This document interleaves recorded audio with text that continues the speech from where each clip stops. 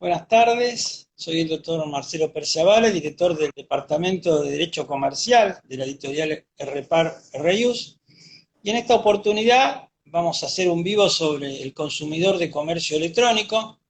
Para ellos le damos la bienvenida al doctor Carlos Tambuzzi, eh, por supuesto que es abogado, docente universitario, funcionario judicial, autor de libros y numerosos trabajos, los cuales tenemos en nuestra revista temas de derecho comercial, la empresa y consumidor. Así que bueno, es un verdadero honor contar con él. Les quiero recordar también que generosamente el doctor Tambuzzi nos ha entregado material sobre esta charla que ustedes la pueden descargar en el link de nuestro bio o en historias, que es todos temas referentes a esta temática que vamos a tratar. Así que buenas tardes, Carlos, te agradecemos muchísimo la participación, un gusto poder tenerte entre nosotros. Buenas tardes, Marcelo, buenas tardes a todos, muchísimas gracias. Es un honor para mí poder hablar de los temas que nos apasionan, nos gustan y nos congregan en estos encuentros. La verdad que muy contento. Perfecto, perfecto. Bueno, para no perder el tiempo y teniendo en cuenta que la pandemia, como vos bien sabrás, aceleró todos estos temas, ¿no? del comercio electrónico, el home banking, el home office y bueno, todos estos fraudes que en torno a esto se suscitan, ¿no? Porque lo utiliza gente joven que está muy especializada en el tema, pero la gente mayor también se tuvo que poner en el tema. Así que para abrir un poco el fuego, ¿cuál es la posición del consumidor frente al comercio electrónico? ¿Cómo lo ves, Carlos? Bueno, incluso off pandemia, fuera de la pandemia, antes de la pandemia, venía esto creciendo exponencialmente.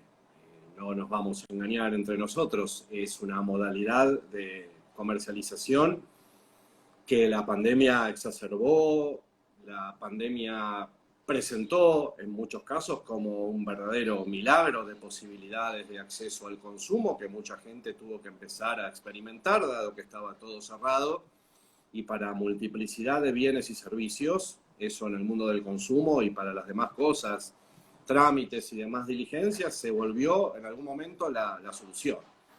Eso trajo que la situación tradicional, digamos, del consumidor frente al comercio electrónico adquiriera, además de lo que vamos a tratar de reseñar, la condición de forzosa. Se convirtió en el único medio. Eso trajo, básicamente, dos problemas post-pandemia. La dificultad o la exclusión de las personas que no tuvieran familiaridad informática, que tuvieron que adaptarse o perecer, hablando en términos drásticos. Y por otro Sí, lado, puso, una vez más, en vidriera, diría yo, el problema de la conectividad en la Argentina. No todo el territorio nacional tiene acceso a exactamente. conectividad, no todo el territorio nacional tiene acceso a buena conectividad. Entonces ahí tenemos ya dos aspectos, digamos así, excluyentes de actores del sistema. Pero vamos a lo que pasaba antes, que cobró esa exaltación a lo largo de la pandemia.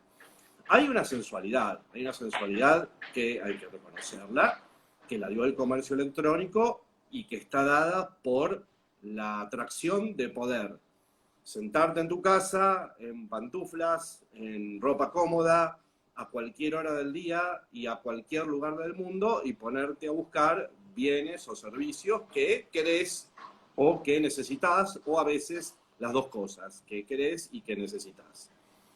Eso, sin duda, es un avance maravilloso como mecanismo de acceso, como posibilidad, pero a la vez trajo unas implicancias que a la tradicional inferioridad del consumidor frente al proveedor, que sin comercio electrónico ya de por sí es una persona necesitada, que no conoce nada del bien o del servicio que necesita y que se vuelca, movido por la necesidad, a una situación de tener que relacionarse con un proveedor para procurarse lo que precisa, trajo modalidades particulares que sin duda, y esto no es un pensamiento mío solo, aislado, sino que hay un acompañamiento de la doctrina en general, acentuaron la debilidad del consumidor, o como gusta decirse ahora, la vulnerabilidad del consumidor.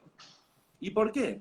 Bueno, porque en el comercio electrónico entramos a un sistema absolutamente predispuesto, ya no solo en el contrato, sino prediseñado, programado, preparado por el propio proveedor, que nos muestra del producto o del servicio lo que su gerente de marketing y su webmaster diseñaron para que nosotros veamos, que nos somete a un sistema de comercialización que, insisto, nadie niega las maravillas, pero a su vez se realiza en condiciones que objetivamente son muy poco reflexivas. Y pensémoslo un poquito. ¿Cuántas veces, por ejemplo, cuando nos metemos en ese mundo de la contratación electrónica, lo hacemos con una cuenta regresiva?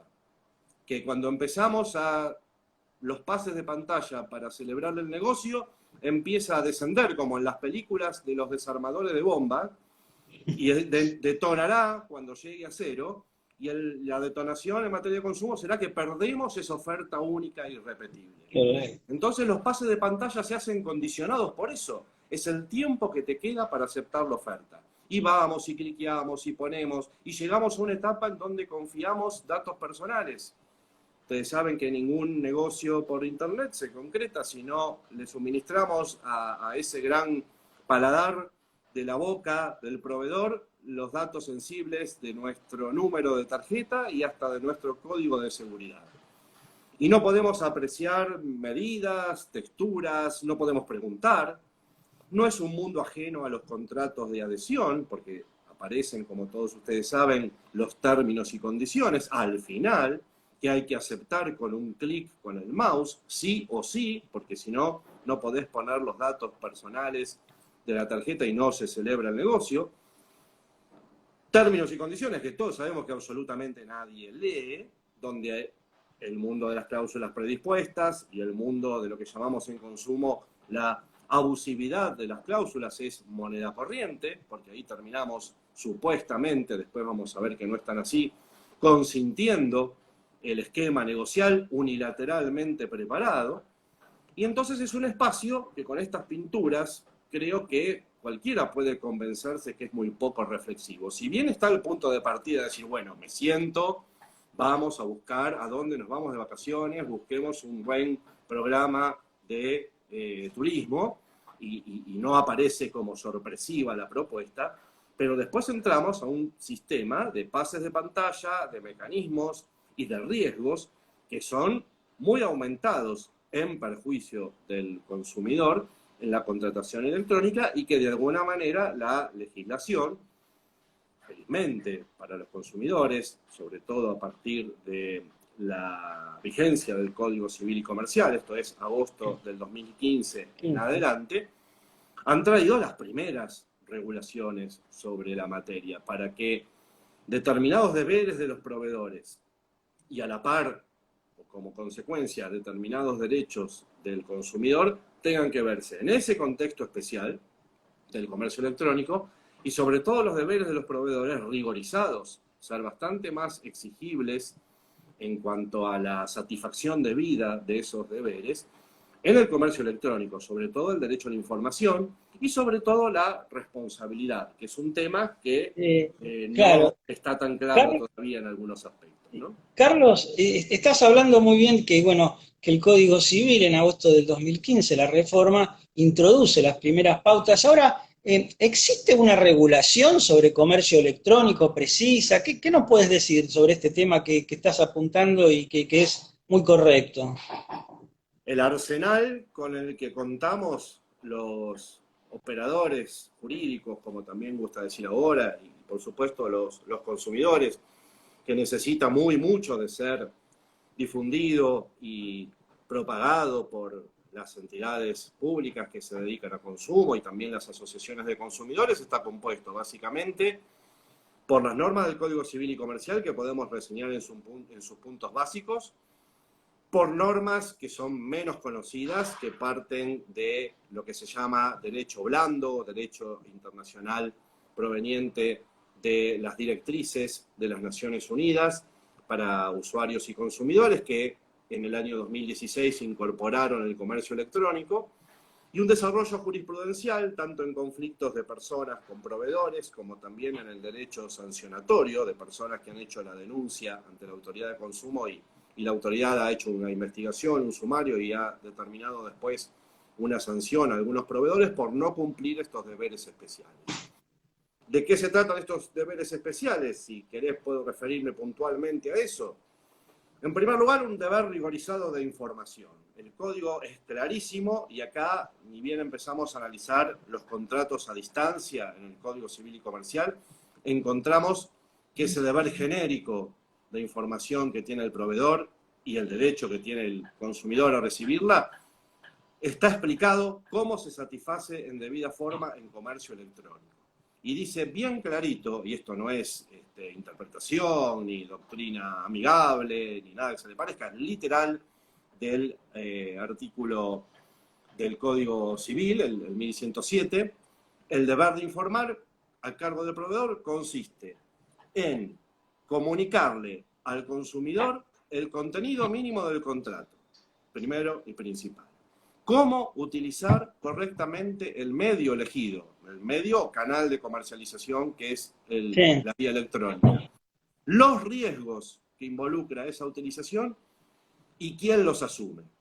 Y además de todo eso también tiene que informarle la facultad de revocar, que el consumidor tiene la posibilidad de arrepentirse de aquella contratación que haya hecho en comercio electrónico, sin consecuencias para él, con algunos aspectos particulares que podemos ver. Eso sería el famoso botón de arrepentimiento, ¿no? Porque siempre una de las consultas que seguramente te formulan y de las que vos has escrito también bastante es, bueno, yo contrato tal servicio, yo compro tal situación, pero claro, yo después quiero dejarlo sin efecto, no lo quiero más, y claro, para bajarme cuesta muchísimo, ¿no? Hay que tener mucha paciencia. Entonces, ¿qué nos puedes decir de este famoso botón de arrepentimiento? Que es sin dudas una posibilidad muy importante para que el consumidor, cuando no le acepten, llame y no se puede comunicar, bueno, yo tenga la posibilidad unilateralmente de tener un botón de arrepentimiento y cortar el servicio. Me parece que esto es muy, muy importante. ¿Podrías aclarar un poco este tema para que la gente en términos así bien prácticos lo entienda, cómo procede, digamos, o cuál es su eficacia? Bueno, nos referimos, si querés, primero al botón y después al arrepentimiento, para poder Correcto. ordenar la exposición de alguna manera. Dale, Otra de las perfecto. debilidades del consumidor en el comercio electrónico es, como vos decías, el anonimato del proveedor. La página está perfecta, los pases de pantalla te conducen a la contratación, pero el proveedor no aparece. La mayoría de las respuestas se dan a algún robot que responde un chat con preguntas predispuestas, pero si uno quiere saber alguna particularidad, o como venía el caso de tu pregunta, cómo salgo de acá, o cómo me arrepiento de lo que acabo de hacer, no hay demasiadas respuestas. Por eso hay una imposición legal de hacer saber al consumidor que tiene la posibilidad de arrepentirse. Posibilidad que no existe si el proveedor la informa, existe por imperio de la ley, no está en manos del proveedor la existencia o no de este derecho. Desafío a cualquiera, y hasta lo utilizaba como trabajo práctico en las clases de grado. Entren a cualquier página, desde la super empresa multinacional hasta quizá la página más modesta, y van a ver que todos esos aspectos del deber de información que mencioné antes, y en particular el derecho de arrepentimiento, no se informan al proveedor, al consumidor, perdón. El proveedor se encarga de ocultarlo. Pareciera ser que cuanto menos conciencia de sus derechos tenga el consumidor, más cómodo se siente haciendo negocios. Y eso creo que está realmente mal. Entonces fue necesario, por la fuerza de la pandemia, incluso, entre otras cosas, y está referida en los considerandos de la resolución administrativa, que la Autoridad de Aplicación Nacional legislara, no mediante un mecanismo de ley formal del Congreso, sino a través de resoluciones, que tiene que existir el botón de arrepentimiento, que no es otra cosa que un link, un acceso, que tiene que estar en las páginas de los proveedores que comercializan por la web, pero no en cualquier lado. Tiene que estar en caracteres destacados, tiene que verse en la pantalla, vos entrás a tu home banking, entrás a tu supermercado favorito, entras a la tienda donde compras lo que habitualmente compres, y ese botón tiene que estar perfectamente diferenciado del resto de los accesos que esa página puede brindar. Y por supuesto, una vez que uno pulsa ese botón o cliquea ese botón en procedimiento informático, acceder al arrepentimiento y no a otra cosa. Es decir, que sea de acceso directo. Y como contrapartida, obviamente, del propio sistema tiene que salir en forma inmediata. Es más, es un plazo extraño el de la resolución porque está en horas, pero vale, porque la contratación por Internet no distingue horarios y días hábiles.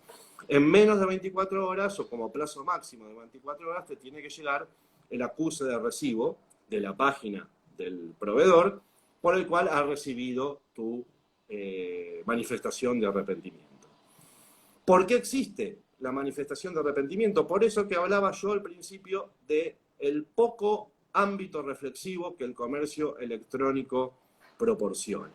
Imagínense contratando algo bajo el apuro de una cuenta regresiva. Pero aún sin cuenta regresiva, como la venta electrónica no te permite comparar con otras páginas al mismo tiempo, ver distintas calidades, distintos precios o lo que sea, reflexionar acerca de si lo podés pagar, si es lo que necesitas, si es lo que querés, si sirve para cubrir la necesidad que tenés proyectada a cubrir, miles de cosas, se abre un espacio, un pedacito de tiempo, que es de 10 días, en términos del Código Civil y Comercial, que son justamente diseñados por el legislador para que vos reflexiones sobre la compra que hiciste. Período dentro del cual te podés arrepentir sin ninguna consecuencia económica.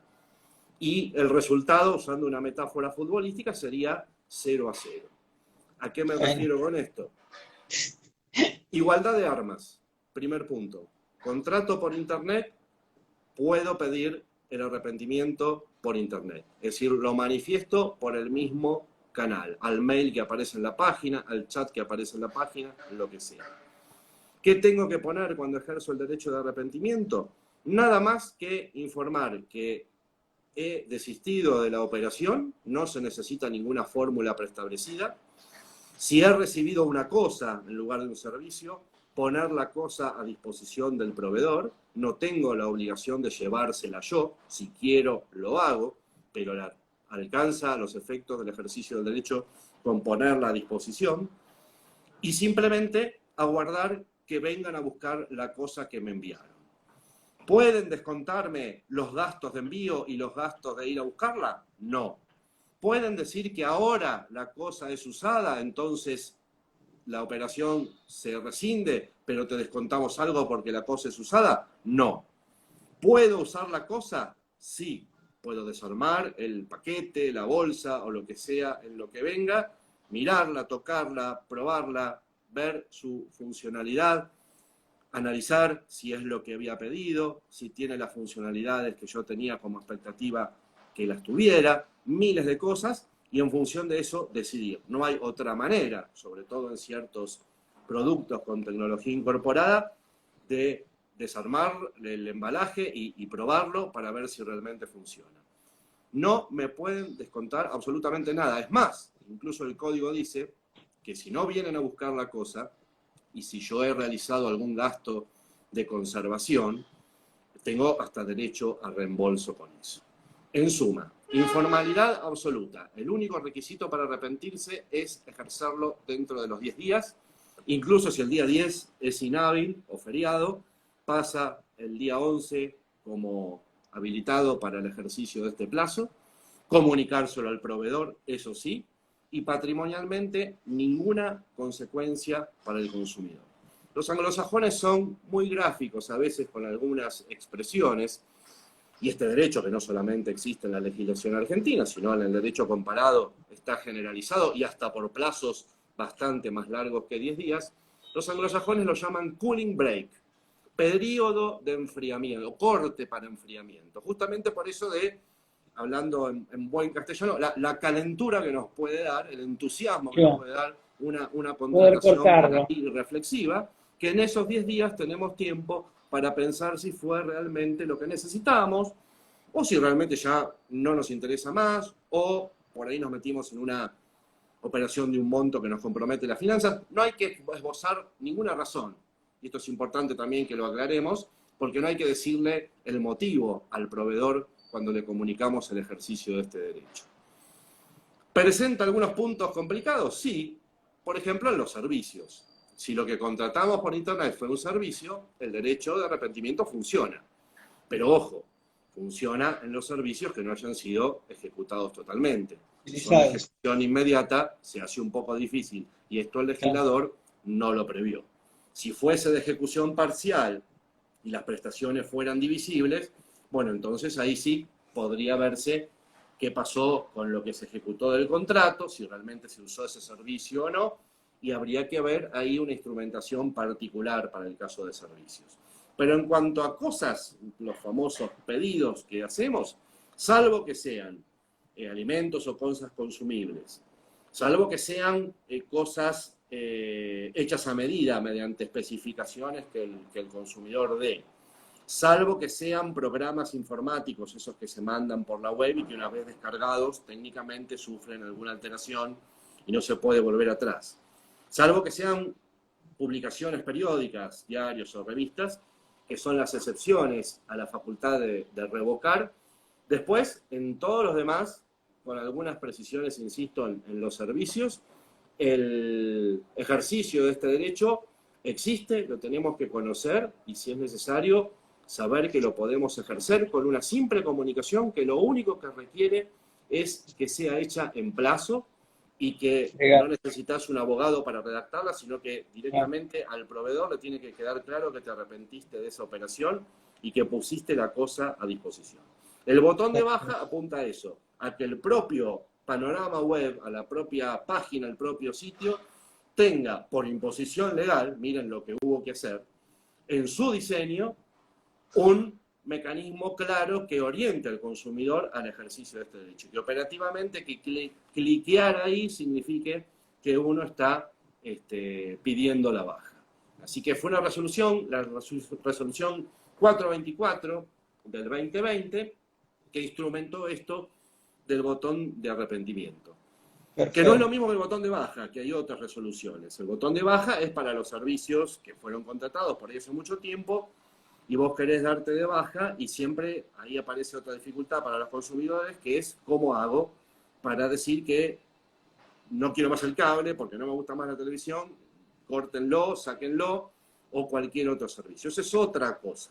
Ese es el botón de baja. Lo que estamos hablando en comercio electrónico es el botón de arrepentimiento, aquel por el cual nos arrepentimos de una operación en término conforme a el plazo de 10 días que pone el Código Civil y Comercial. Perfecto, perfecto. Entonces... igualdad de armas y libertad de formas. Hay que guardarse eso en la cabeza.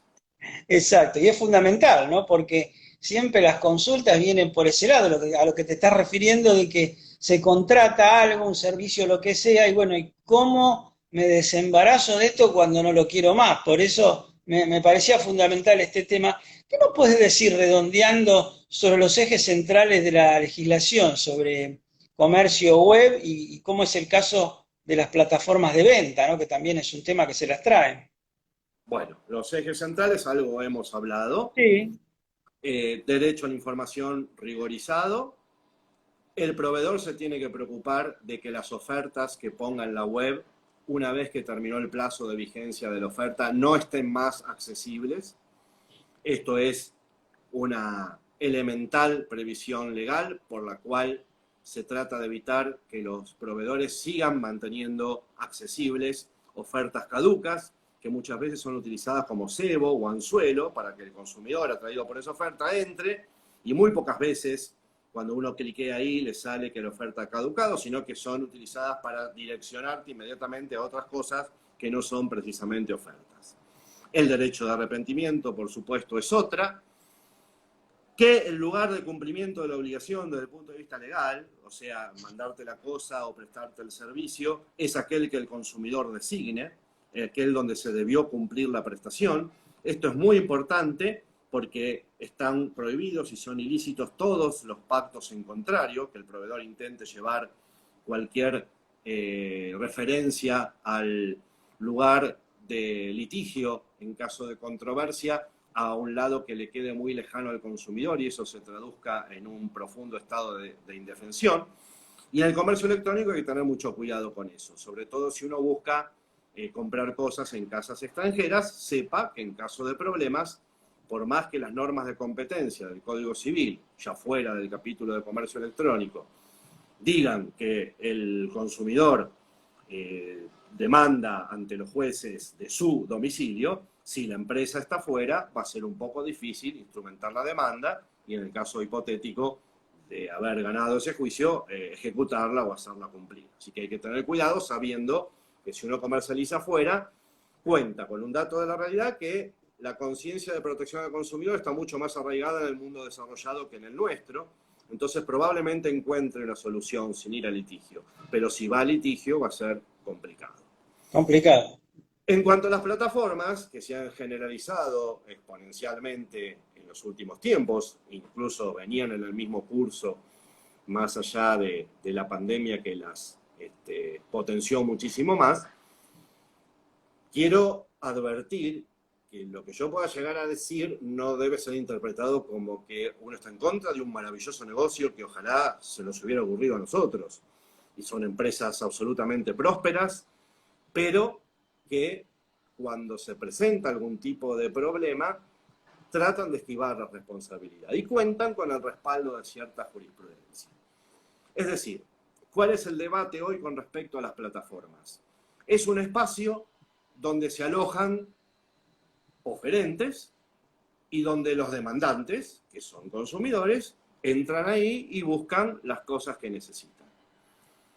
Las plataformas, cuando participan económicamente del resultado de esas transacciones, por ejemplo, cobran una comisión en ciertas operatorias de la más famosa, que es Mercado Libre, esto pasa, no hay duda que están vinculados a la suerte del negocio y que la licitud de lo que ahí se comercialice, el perfeccionamiento conforme a lo convenido de las operaciones, que la cosa se entregue, que la cosa sea lo que tenga que ser y demás, no les es ajeno a las plataformas. Y son responsables junto a los vendedores contractualmente por lo que ahí suceda con la operación. Pero en determinados casos, donde se asemejan por ahí, los más grandes lo podemos entender, a los viejos avisos clasificados, donde ellos dicen que son simples alojadores, que no participan en lo que es el negocio y que simplemente le dan un espacio a aquel que quiera comercializar algo para que los demás entren. Ahí, no solamente ellos, en los términos y condiciones, proclaman o autoproclaman su ajenidad y su no responsabilidad por lo que ahí suceda, sino que además cuentan con el respaldo de cierta jurisprudencia de la Cámara Comercial que de alguna manera entiende que cuando son simples alojadores tiene que haber una zona libre y que solo van a ser responsables cuando tuvieran algún elemento para sospechar ciertamente que hay algún ilícito o cuando hayan sido previamente advertidos de la posibilidad de alguna ilicitud en esas operaciones. Con lo cual, si estamos hablando de estos recaudos para que las plataformas sean responsables, entramos a un mundo que sale del derecho del consumidor, porque estamos pidiendo un factor de atribución subjetivo, sobre todo basado en la inobservancia de deberes de cuidado, basado en la culpa, que es ajeno al derecho del consumidor, donde la responsabilidad es objetiva. ¿Y por qué es objetiva la responsabilidad del consumidor? Y las plataformas no son ajenas a eso. Porque se basan en la actividad en sí que les da ganancias a estas empresas, lo que se llama riesgo-beneficio o riesgo-provecho. Aunque la operación sea gratuita y ellos no cobren comisión, las plataformas son generalmente pertenencia de proveedoras muy poderosas o, a su vez, ellas mismas como plataformas muy poderosas que constantemente bombardean con publicidad, que venden y que al consumidor que accede a ellas no le cuesta un peso ingresar, pero ellos obtienen profundos beneficios de esa actividad de prestación del servicio. Además, hay que loguearse, hay que crear un usuario, hay que crear una contraseña, hay que aceptar los términos y condiciones del sitio para poder operar ahí. Crean, muestran, exhiben y difunden una confianza sobre esas plataformas basadas en el volumen de operaciones que hacen, en el prestigio de la plataforma, que bien ganado lo tienen, en la puntuación que los propios usuarios a veces dan a determinados proveedores. Entonces, tanto la confianza basada en el beneficio o el lucro, como en la expectativa de buenos resultados que promueven y venden, rompe esa ajenidad que la jurisprudencia les ha reconocido y que ellos mismos le imponen a los consumidores que aceptan sus términos y condiciones. De forma tal que hay alguna jurisprudencia que lamentablemente deja desamparados a los consumidores y se hace carne, además de todo lo que les he dicho, del argumento de la culpa de la víctima. Las páginas, como los bancos en las estafas bancarias, éticamente reprochable y jurídicamente improcedente, se defienden diciendo tonto el consumidor. ¿Cómo no se dio cuenta que el auto que ofrecían en la página estaba a un precio demasiado barato? Sí, sí, se está viendo cada vez más, ¿no? Sí, sí, sí. Tonto el consumidor, ¿cómo le dio los datos de su clave de home banking a un Sí, señor negligencia. que llamó por teléfono? Sí. Y eso es éticamente reprochable, porque a la confianza y al beneficio hay otro factor que está en el artículo 40 de la Ley de Defensa del Consumidor, que es el riesgo. El riesgo lo crea el propio sistema de comercialización web, que ha demostrado ser vulnerable. El de los bancos puede ser invadido y pueden entrar a tu cuenta, a tu propio home banking, hacerte tomar un préstamo preaprobado o vaciarte la cuenta, o las dos cosas. En la página de la plataforma más difundida puede entrar cualquiera y vender algo que después no te entrega. ¿Y eso no genera una obligación de control sobre el dueño de la plataforma que ofrece ese espacio, que es su medio de vida? Yo creo que por todas las razones que hemos explicado, sí. Las consecuencias del riesgo creado deben recaer necesariamente en el creador de ese riesgo. Y los bancos que han difundido, bueno, en pandemia, contrate con el banco Pirulo a partir de la web, siga pidiendo préstamos, pague sus servicios, haga todas las operaciones bancarias por este sistema, pero ese sistema es vulnerable, puede ser hackeado, puede ser tomada información de ahí para engañarte y demás, ha demostrado que se ha convertido el sistema en cosa riesgosa. Y el artículo 40 dice que se responde en consumo por vicio, que no sería en este caso el supuesto, o riesgo de la cosa o de la prestación del servicio. Y es relación de consumo, sin duda, porque estamos hablando todos casos de consumidores finales. Vos o yo que podemos entrar a la plataforma a comprar algo, o vos y yo que tenemos nuestra cuenta sueldo y pagamos los servicios y hacemos home banking con él o los bancos que tengamos adheridos. Por eso creo que es éticamente reprochable la conducta de las entidades bancarias diciendo culpa de la víctima. Y lamentablemente más en el caso de las plataformas, donde muchos jueces o tribunales colegiados, lo cual suma el compromiso de varios jueces, de 3 por lo menos, que componen la vocalía de una sala, de una cámara, dicen, consumidor debió haber prestado atención. Aparte era un bien registrable, si estaban vendiendo un auto, el consumidor debió haber pedido informes al registro de automotor a ver si el que vendía el auto era realmente dueño del auto. Le estamos pidiendo al que genera estrepitosas y justísimas ganancias, 0 deber de cuidado y zona libre, y le estamos pidiendo al pobre consumidor que entra que pide un informe de dominio de un automotor. Sí, es una locura. Y esto no es, como dije al principio, y perdóname si me extendí demasiado, no, por favor, al contrario. Esto no es destruyamos al que prospera. El consumidor que se defiende por conflictos que ha tenido en una plataforma o en el home banking, que al fin y al cabo es más o menos lo mismo, no es un gremialista que va a bloquear los camiones que salen de la distribución de Mercado Libre. Es una persona con derechos que no quiere que la empresa desaparezca, que sabe que de los millones de operaciones que se están haciendo en este mismo momento, la inmensísima mayoría salen bien, pero si uno ve los casos que se han generado de litigiosidad de esto, creo que el consumidor merece un trato mejor. De las empresas dueñas de las plataformas y de la jurisprudencia, que clarifique un rumbo un poco más protectorio en ese caso. Sí, por eso les digo que el panorama, por ahí ahora, en el tema de phishing y estafas bancarias, está un poco más claro, pero en el tema de las plataformas no. El consejo es, en el caso de fraude bancario, actuar inmediatamente con la denuncia penal y actuar inmediatamente en el aspecto civil con una acción preventiva de daños para, por lo menos, lograr que preventivamente, justamente en esa función que tiene la acción de prevención, el juez ordene que el banco cese en cobrar las cuotas del préstamo preaprobado. Y ese es un caso de riesgo. Han entrado todos seguramente al home banking y van a ver que el botón de préstamo preaprobado es un clic. Sí, sí, es sencillo entrar en el error. Y te endeudás. Y eso, si no es una cosa riesgosa, ¿qué es? Que sea tan fácil endeudarse. Y cualquiera que hackea entra a tu sitio con tu clave, tu token o lo que sea y te endeuda. Además, si puede, de vaciarte la cuenta. Ahí está la creación del riesgo sobre la cual se debe responder. Dicho sea de paso, el Banco Central ha reaccionado con un montón de semáforos amarillos que a través de las circulares le ha prendido a los bancos diciendo: si ves que en una cuenta que no se mueve nunca de repente se vacía, confirmá de alguna manera, incluso hasta personalmente, la autenticidad de esa Alarma, operación. Si ves que entran además un vaciamiento de cuenta y un préstamo al mismo tiempo, pará un poquito y consultá. exacto. Conozca a Exacto. su cliente, se llama la circular, ahora no recuerdo el número, A 2000 y pico del Banco Central, creo que la hemos puesto ahí en el material.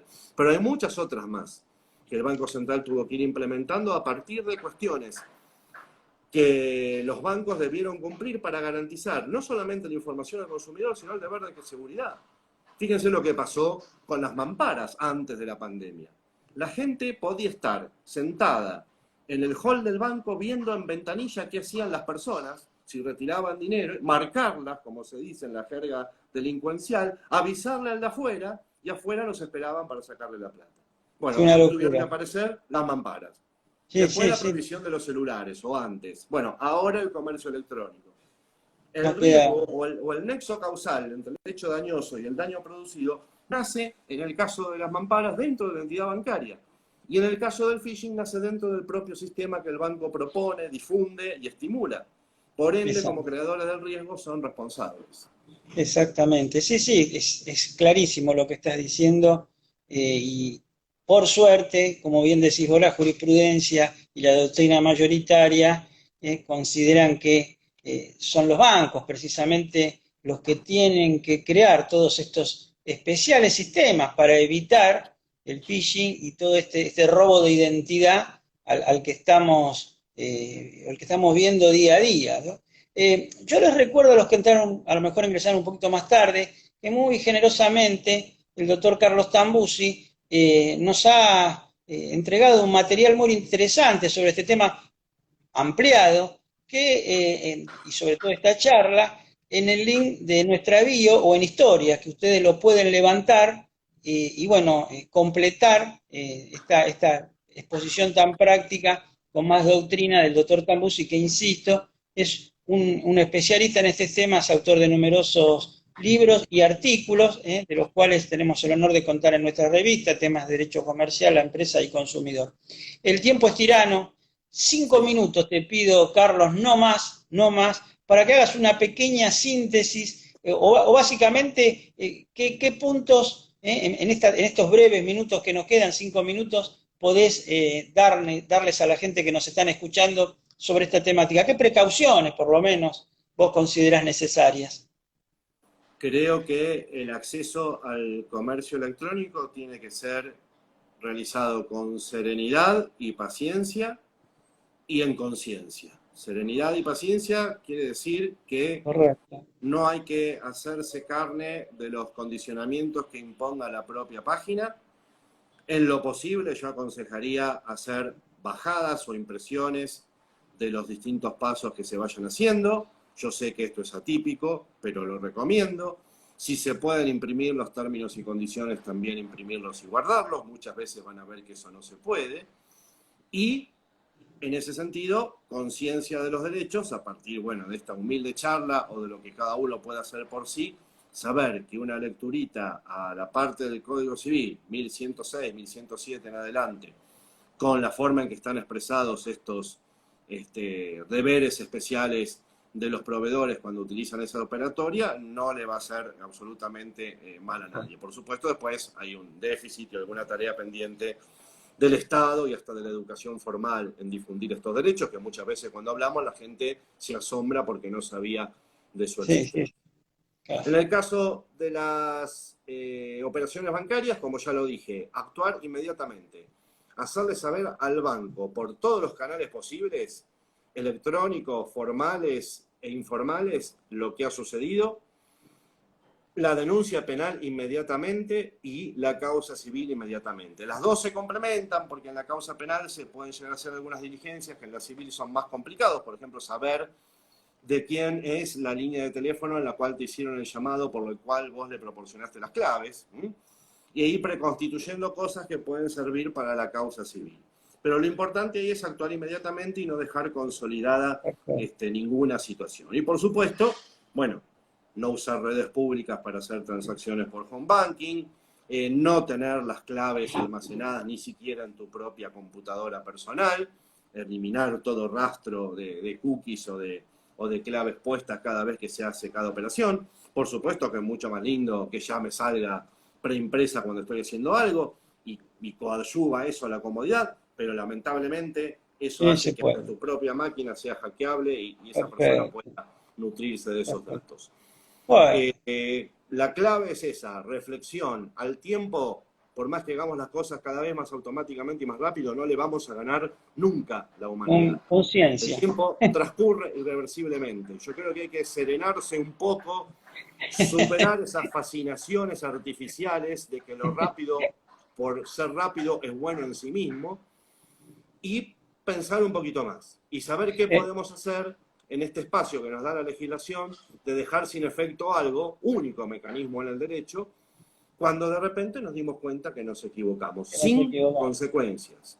Y por supuesto, termino con esto, ciudadanía. Ciudadanía es romper la inercia argentina de no reclamar, de no hacer saber las cosas que están mal y tomar el acto cívico de ir a ver a un abogado o de ir a la autoridad de consumo y hacer la respectiva denuncia y o el juicio o las dos cosas cuando son atropellados nuestros derechos. Así como tenemos una conducta cultural de proveedores de cero atención al consumidor, darte la razón para ellos en muchos casos es hacerte un favor, también ellos cuentan y calculan con la contrapartida de que el consumidor argentino es bastante cola pesada y no lleva las cosas a las instancias que las tiene que llevar. Perfecto. Entonces creo que si conocemos los mecanismos y los usamos, puede ser un comienzo de cambiar las cosas. Perfecto. Bueno, doctor Carlos Tambuzzi, Carlos, querido, muchísimas gracias por tu tiempo, por el trabajo que tenemos en el link de nuestra bio o en historia, lo repito para que lo puedan ampliar. Espero que les haya sido de utilidad a todos los que nos están escuchando, viendo, y te comprometemos para una nueva, a lo mejor, un nuevo vivo sobre temas más concretos, más específicos, que lógicamente están saliendo día a día, y la gente pide mucho que se hable sobre estos temas, porque bueno, vos con tu experiencia como publicista, como funcionario judicial, tenés, y lógicamente es muy importante que generosamente las hagas conocer. Así que bueno, nuevamente te agradezco muchísimo tu atención, un fuerte abrazo, un cariño grande para todos los oyentes, y nos vemos hasta otro momento. Muchísimas gracias. Gracias a ustedes, feliz año. Gracias, nos vemos, hasta luego.